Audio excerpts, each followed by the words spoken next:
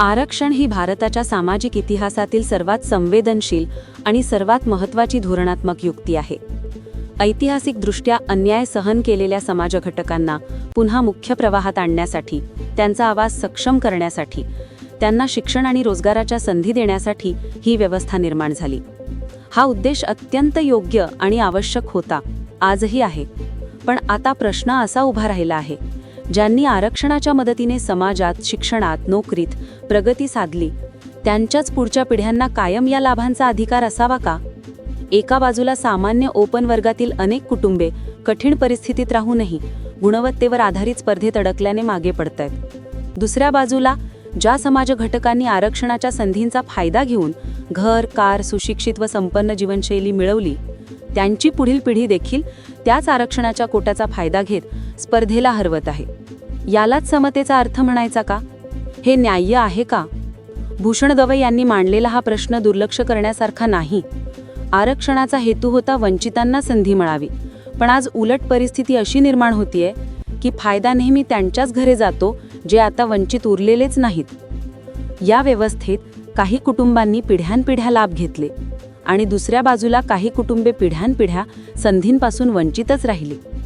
आरक्षणाने ज्यांच्याकडे हात पोचायला हवा होता त्यांच्यापर्यंत हात पोहोचतच नाही, ही वस्तुस्थिती वेदनादायक आहे. भारताची सामाजिक असमानता फक्त जातीय पातळीवरच नसते, ती आर्थिक, शैक्षणिक आणि प्रादेशिक पातळीवरही गंभीर स्वरूपात अस्तित्वात आहे. म्हणून आज समाजाला हा प्रश्न नव्याने विचारावा लागेल. आरक्षणाचा निर्णय जात पाहून की परिस्थिती पाहून? आरक्षण देण्यामागे उद्देश होता प्रतिनिधित्व. ज्यांना कधी आवाजच नव्हता त्यांचा आवाज सत्तेच्या टेबलावर पोहोचावा, त्यांना हक्क मिळावा, त्यांचा आत्मसन्मान उंचावावा. पण आता जे सक्षम झाले आहेत त्यांना कायम विशेषाधिकार देणं म्हणजे न्याय पुढे ढकलणं. एकाच जातीत एक मुलगा चांगल्या शाळेत शिकलेला संपन्न कुटुंबातील आणि दुसरा मुलगा झोपडपट्टीत वाढलेला, दोघांना एक समान आरक्षण लाभ, ही समानता कशी म्हणायची? आजच्या तरुण पिढीला आरक्षण पाहिजे, पण योग्य लाभार्थ्यांसाठी, ज्यांना खरोखर गरज आहे त्यांच्यापर्यंत संधी पोहोचवणे हेच खरे सुधारणा असेल.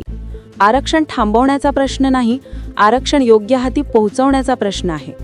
ज्यांनी प्रगती साधली आहे त्यांना क्रीमी लेअर नियमातून बाहेर काढणे आणि दुर्लक्षित आर्थिकदृष्ट्या मागे असलेल्या कुणालाही जात न पाहता संधी देणे, हीच नवी सामाजिक समता. समाजात आजही अन्याय आहे, भेदभाव आहे, म्हणून आरक्षण आवश्यक आहे. पण या व्यवस्थेने स्वतःला काळानुसार सुधारायला हवे.